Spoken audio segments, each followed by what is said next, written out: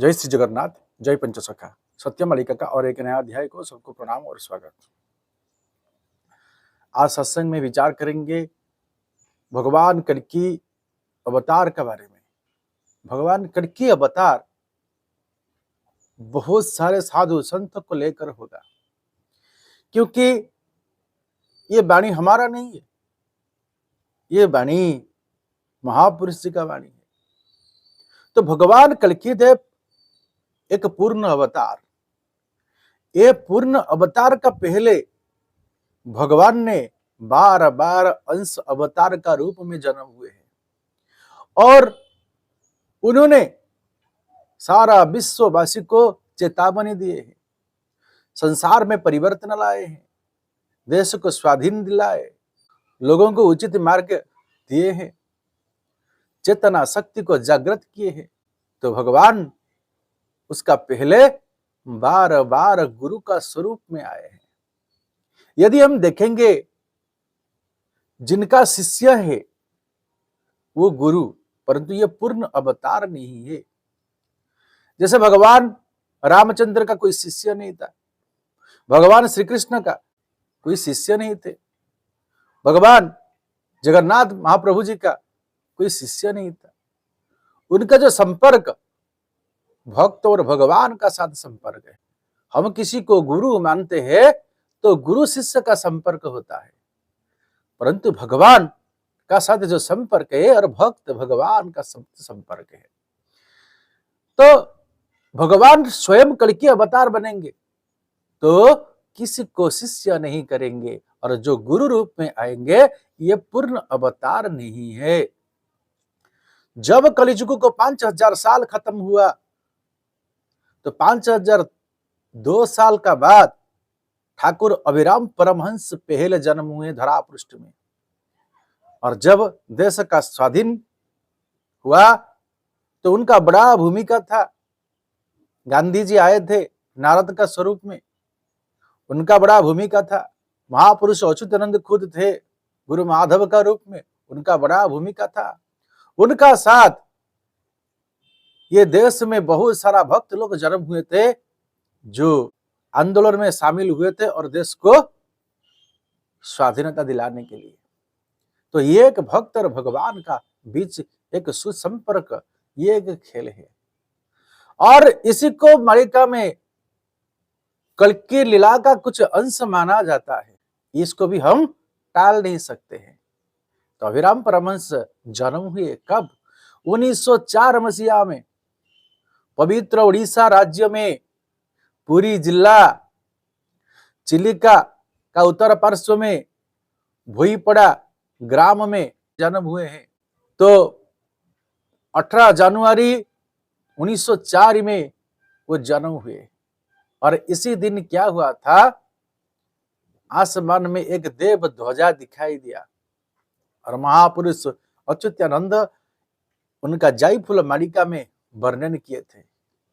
आकाश रे जेउ दिन देव ध्वजा पड़ी थिबटी जान लो जाई फूल, लो जाई फूल, से दिन प्रभु जन्म जाई फूल। और महापुरुष इतना सुंदर भाव में वर्णन किए अच्युतानंद दास ने, बोले उत्तर आसमान से जिस दिन देव ध्वजा दिखाई दिया इसी दिन ठाकुर अभिराम परमहंस का जन्म।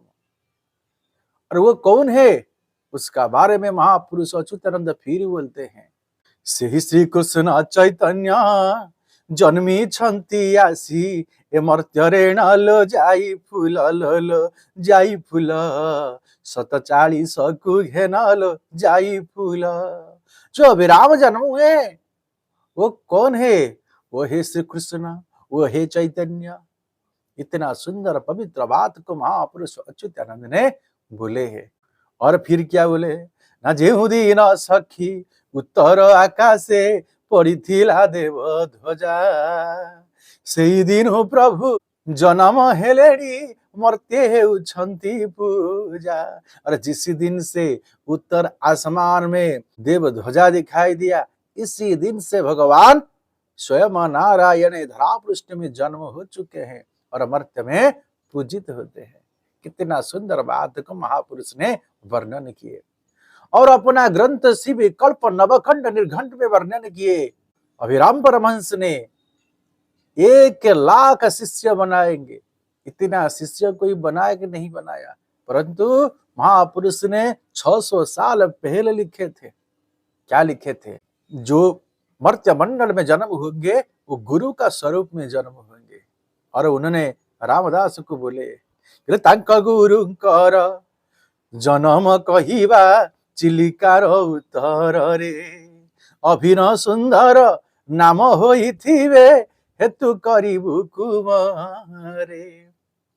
जो चिलिका हृद है पवित्र पुरी जिला में, जो लोग आते हैं जगन्नाथ मंदिर को, पुरी जिला को, वो करमला आश्रम जहां पर स्वयं नारायण श्री कृष्ण चैतन्य अभिराम परमहंस जी का पीठ स्थली है, करमला मठ, थोड़ा घूम कर जाइए और वो देखना बेहद जरूरी है, कितना लीला किए हैं। इसी पवित्र स्थान में महापुरुष लिखे कि चिलिका का उत्तर पार्श्व में अभिनव सुंदर नाम में प्रभु जन्म होंगे और क्या करेंगे न वो शिष्य बनाएंगे। कितना शिष्य करेंगे इसके बारे में महापुरुष फिर वर्णन किए। लक्ष्य शिष्य जेउ दिन पूर्ण हेब से दिन छाड़ी देह, वीर सिंह देव हेतु तांकु देव ऋतु पंचभूते थु। महापुरुष बोले जिस दिन 1,00,000 शिष्य करेंगे, 1,00,000 शिष्य जिस दिन उनका कंप्लीट होगा, इसी दिन वो शरीर छोड़ेंगे, पंचभूत में लीन हो जाएंगे। इतना सुंदर बात को लिखे महापुरुष अच्युतानंद। और वही हुआ था 1963 मसीहा में महापुरुष का वाणी सत्य हुआ और अभिराम परमहंस जी का 1,00,000 शिष्य हुआ और इसी समय वो शरीर छोड़े। और क्या लिखे? ना 5 जन शिष्य मुक्ति लभिवे सर्वे जीवे खपर रे, करमला नाम विख्यात होइब श्रीक्षेत्र होइब थरे। और जिसी दिन वो शरीर छोड़े, इसी दिन एक दिन के लिए श्रीक्षेत्र हुआ, इस करमला का पवित्र स्थान जहां पर अभिराम परमहंस रहते थे, उनका निवास स्थली। और जितना शिष्य बनाए, 1,00,000 शिष्य बनाए, परंतु केवल 5 शिष्य को मुक्ति मिलेगा और सब खप्पर में चले जाएंगे, उनको मुक्ति नहीं मिलेगा। क्योंकि जो नीति नियम अभिराम परमहंस दिए होंगे वो नीति नियम को कोई पालन किया नहीं होगा। इसी वजह से भगवान कल्कि देव का शरण में ये 5 भक्त आएंगे, इस 5 भक्त को प्रभु मुक्ति दिलाएंगे। इसे घटना देखने के लिए मिलेगा। और महापुरुष क्या बोले? अभिराम अष्टकम सकले पढ़िवे नाम हे बड़ टेका। जैसे लक्ष्मी अष्टकम, जगन्नाथ अष्टकम, दुर्गा अष्टकम हम पढ़ते हैं, ऐसे अभिराम परमहंस जी का एक अष्टकम होगा जिसका नाम होगा अभिराम अष्टकम। और उसको पढ़ेंगे, उनका नाम का महिमा बहुत बड़ा होगा। और क्या लिखे? मूल पदार्थरु अनेक शरीर न जानिवे अविवेक। और प्रभु जी का जो गूढ़ तत्व मूल वस्तु है वो कुछ खत्म हो जाएगा। जो अविवेक लोग हैं, जिनका विवेक नहीं, विवेक शून्य व्यक्ति, वो उनको पहचान नहीं पाएंगे। और क्या लिखे? अनेक शास्त्र पुराण लिखिवे सिद्धांत वचन तार। और बहुत सारा ग्रंथ रचना करेंगे, पुराण रचना करेंगे, शास्त्र रचना करेंगे, सिद्धांत वचन तार। और जो वाक्य बोलेंगे वो सत्य सत्य सत्य होगा, वो सिद्धांत होगा। और परमहंस जे नाम बोलाइबे सर्वे डाकिबे ठाकुर। और सारा संसार का लोग उनको जगत गुरु अभिराम परमहंस का नाम भी बुलाएंगे। कितना बड़ा बात को महापुरुष अच्युतानंद 600 साल पहले लिखे थे। परंतु अभिराम परमहंस का देहांत नहीं होगा, वो जीवंत समाधि लिए।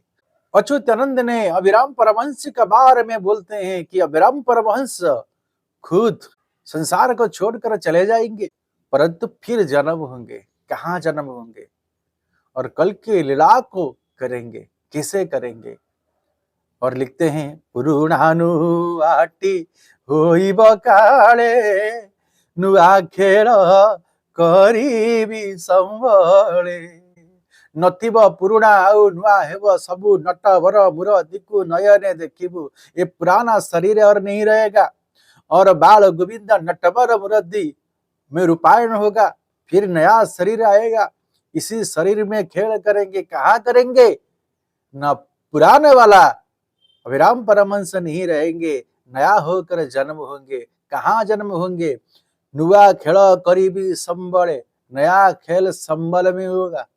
जिस संबल का बारे में महापुरुष पंच सखाओं ने लिखे, जिस संबल का बारे में भगवान व्यास देव संस्कृत भागवत में लिखे, विष्णु पुराण में लिखे, कल्कि पुराण में लिखे और महाभारत में लिखे, वही संबल में भगवान कल्कि का रूप में अवतीर्ण होंगे। तो कितना गूढ़ तत्व का बात को महापुरुष ने वर्णन किए थे, जो आज सत्य सत्य सत्य हो गया है। तो ये भगवान कल्कि जी के बारे में ये बहुत बड़ा कंट्रोवर्सी, ये कंट्रोवर्सी को समझाना बेहद जरूरी है। तो हम किसी साधु संत को हम निंदित नहीं कर सकते हैं, किसी को हम ऊंचा नीचा नहीं देख सकते हैं, क्योंकि भगवान दिव्य पुरुष का रूप में महापुरुष का हिसाब से सारे संसार में कोन अनुकोन में जन्म हुए हैं और दिव्य लीला को प्रतिपादन किए हैं।